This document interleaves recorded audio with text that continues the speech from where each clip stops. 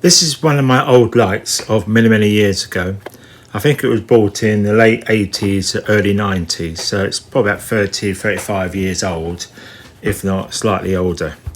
Now, it's been in my workshop in the corner for many years.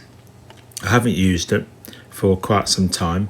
It has an old bulb, an old standard type bulb, and that's what's inside. Whenever you put it back together, bear in mind that the way it's put together, it needs to be put together the correct way around, otherwise it simply won't connect together. Now, this is the light bulb. I'm going to take it out and just show you. There it is there. Now it takes, I think it's D batteries. So it's the larger ones from the AA batteries. And the bulb does go in a certain way, and then you've got this little piece of copper metal that holds the bulb in place.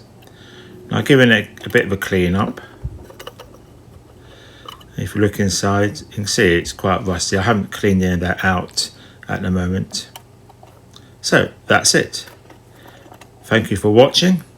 And if you got value from this video, then please share, like and subscribe. And if you want to see more DIY videos, then please go onto my channel.